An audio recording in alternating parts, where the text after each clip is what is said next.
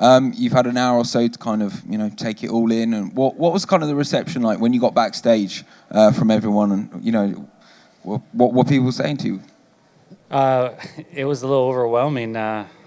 It's just, I didn't get hurt that bad. My head's clear, but it was just so chaotic. I don't really remember the fight. So everybody's just saying how great of a fight it was. And I was like, well, I guess it was if you guys keep saying it. Yeah, it certainly was. Talk to me about the time in the second round. They seemed to have you in a bit of trouble, actually. It was a back and forth fight, and he obviously had his moments. Did you ever feel in real trouble at all? No, with the headshots or the body shots? Or both? It must have both. At the very end of the second, he hit me with a knee that hurt, and then I kind of tried to play it off, and he went right back to my body with a punch, so I knew that he saw. But when I had him rocked, and then I was with a huge flurry, and then he hit me with a shot and it backed me up, it was because I got tired. I decided to go on defense and recharge my battery and let him blow his wad and then go right back, so I wasn't in any real danger. And what was kind of the emotion, obviously, when you did get your hand raised? Is this one of the best victories of your career so far? I mean, it sounds like it. I'd like to watch it again, but maybe when I get a couple hours of sleep and let my body heal up before I watch this one. And what's kind of the plan now for, I guess, the rest of the years to head back home and for the holiday season? But when do you kind of want to get back in there in 2017? I just want to go home, spend some time with all my family, enjoy the holidays. Over 13 years, I've really, sacrificed a lot and been very selfish with my time. So, at this point in my career, I really enjoy my downtime. So I'm going to do that. And then, if the UFC calls me for a big fight, I'll be open to hearing it. I know you said that you're going to have to, go back and watch the fight and sort of see how it sort of played out. But just being in the cage, where does this rank in terms of some of your favorite performances in your career? Because this was a fight that I think when people look back at the card, they're going to say this was a fight they'll remember. Well, yeah, I'm happy for that because at this point in my career, it's like, why am I still doing this? I don't want to be declining in my performances. I feel like if I start declining my performances, then I shouldn't do it anymore.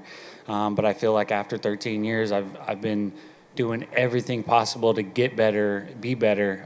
My last two fights before this one, I had a specific game plan to, the things that Frankie Edgar exposed to me, I fixed, and I showed that. And then this fight, was another fight that made me think about my Max Holloway fight, that loss. So, I was challenging myself a lot in there and being able to showcase my skills once again and be a better version of myself, just makes me happy.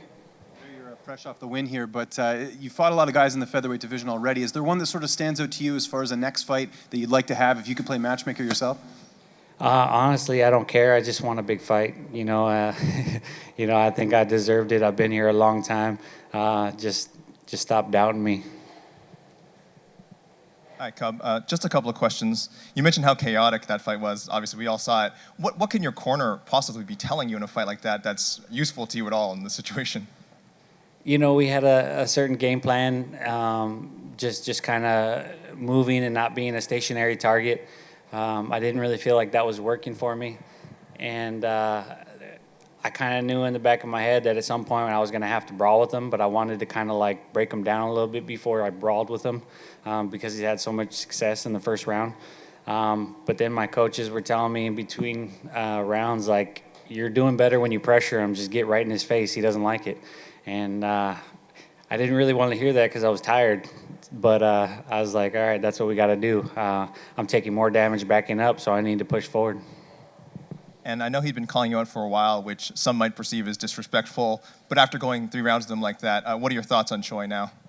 Well, all the film I watched on him, I was a fan of his before the fight. And, when he called me out, I definitely thought it was a little disrespectful just because I felt like he only called me out because he thought I, wasn't as good as I used to be or something. And it motivated me. And I was ready to come out here and prove everybody else wrong.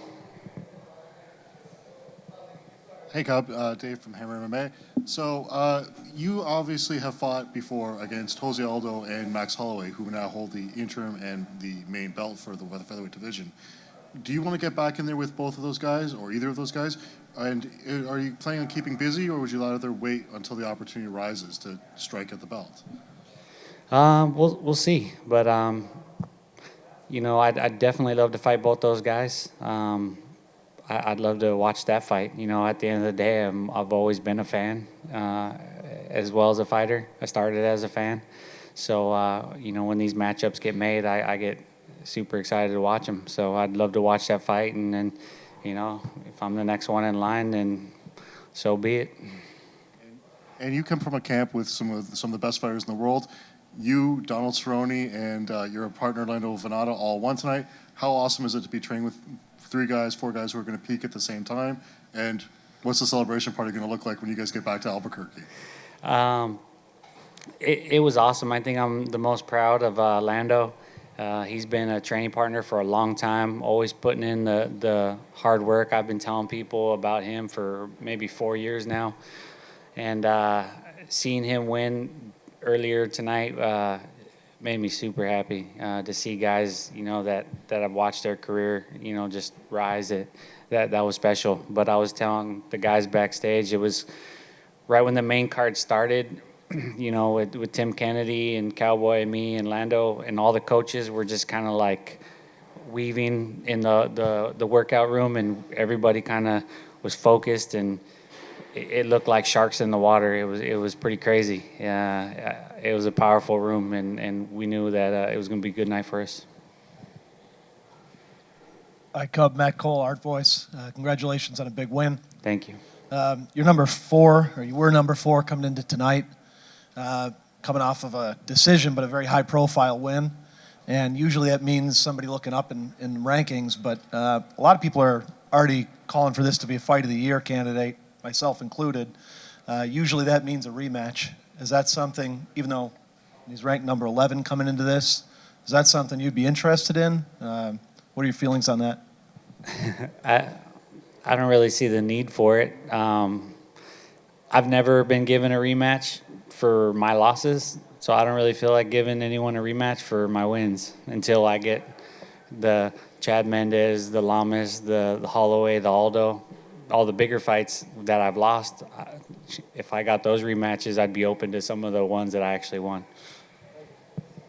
Hey, Cub. Congratulations on your win. Thomas Lee Rice on television. Question is, were you surprised at the hard chin that Duhoy had? You were just giving it to him, but he was just standing there.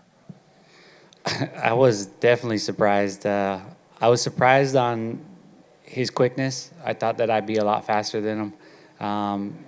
He was kind of getting me to bite on some of his fakes, and so that's one of the reasons I switched up my game plan. And definitely his toughness when I started giving it to him. I could not believe how fast he was recovering, and he's definitely got heart, and I'll be a fan of his forever. One last question is, how did you like the standing ovation you received after the interview with Rogan? I didn't even notice it, to be honest. I think that's awesome, though. That's why I do this sport. That's what it's all about, and I've always fought with my heart on my sleeve and give it everything I got.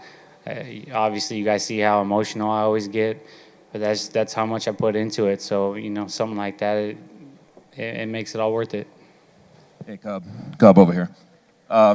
You'd mentioned basically that he kind of got you to train harder and want to, step up in this. But it seems like, too, after those couple losses, we weren't talking about you anymore, really. I mean, do you need that kind of motivation at some point, when you've been around the game that long, to say, you know what, man, people are sleeping on me, or this guy's sleeping on me, to get better?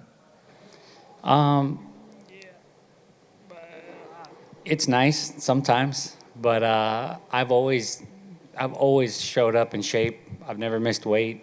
I've always been a professional, so I don't necessarily need that. But every fight's different. Every fight's a different journey, and so each one you just kind of gotta deal with it, the way it comes at you, and make the best of it. So this one in particular, I was fired up for, and it turned out to be a great fight. Cub, just here. Say yourself, you were a fan before you were a fighter. There was a moment there at the kind of end of the second round, and the fans here in Toronto have waited 3 years for a good UFC event to be back here. was a moment where the entire crowd were on their feet, and you kind of gave them that moment. Does that mean something to you? And did you kind of take a minute to kind of take it all in towards the end? Well, it definitely means a lot to me because there's a lot of people talking crap about this card, and it was the forgotten card, and I was a little disrespected by that. You know, people were even talking about boycotting the card. So I was just like, okay, you know, I never try to be in a boring fight. So, you know, when we got, you know, Cowboy added to the card and a couple other studs, the card just started to looking better and better. So I'm glad that people got their money's worth, and I'm happy to have contributed.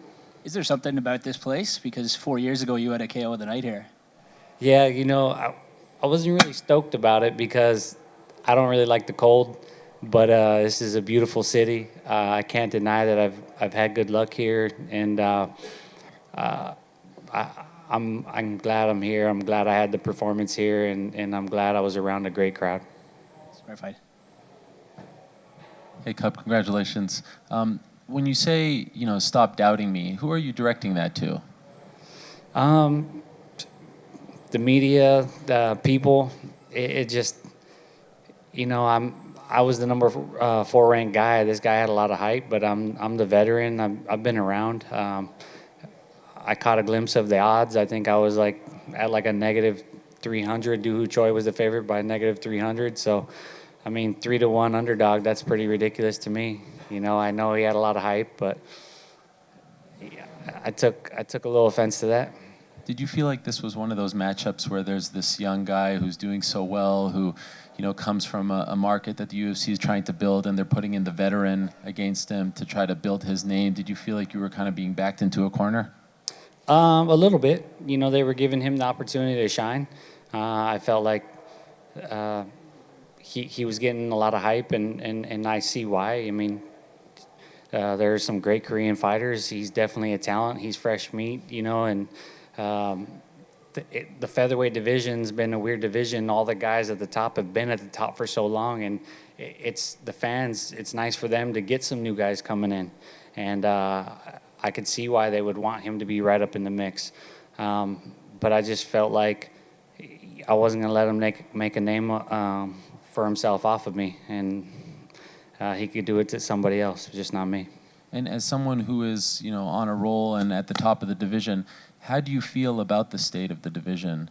You know, with Conor leaving, he was the champion. He beat Aldo in impressive fashion. Do you feel like him relinquishing or vacating the title and not being a part of the division, do you feel like there's something missing? There's not that, you know, that king to shoot for because he's gone now? No, not at all. I'm glad he's gone. Not a fan of the guy.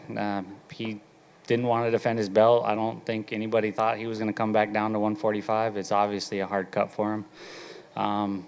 It was ridiculous. All these guys fighting great fights in the 145-pound division and not having something to shoot for with a guy that's not even fighting in our weight class anymore. So I think at first people might talk and have negative things to say, but you know, once Aldo and Holloway probably fight and things get, you know, cleared up and new guys are coming in, I think it's going to be for the better. One last thing, are you not eager to jump back in there? Like you said, you're going to come back if the UFC offers you, you know, a big fight. You said you've done this for 13 years. Are you going to be more strategic now with the kind of fights that you're taking? Have you reached that point? I think so. You know, it's I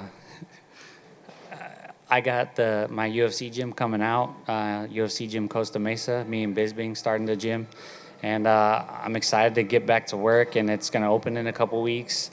And you know, I want to focus on that. I want to focus on just staying in shape and enjoying it. And you know, I fought 3 fights, you know, back to back, and you know, I want to treat my body right. So I definitely will be excited for a big fight. Thanks. Cobb, one last question. So you mentioned you've always had a lot of love for your friend Groovy Lando. Did you see the kick, and how excited were you? Yeah, it was like 20 minutes before I had to check in downstairs to come over here, so we threw it on Fight Pass, and you know, I sparred him. He wasn't the style of guy I needed. But I sparred with him a bunch of rounds just because I knew that he would push me, and we would have some epic rounds. And so I've seen all his moves before. I know what he does. I know what he brings to the table. I just think he's the future. He's one of those guys, and he needed a big win to come back off after his loss because there was a lot of hype on him, and he performed, and it just made me proud. And are you guys going to have a money fight with the $50,000 bonuses you're both likely to win? I'm gonna try to teach him how not to spend it. I'm gonna teach him how to be real frugal and be smart with our money.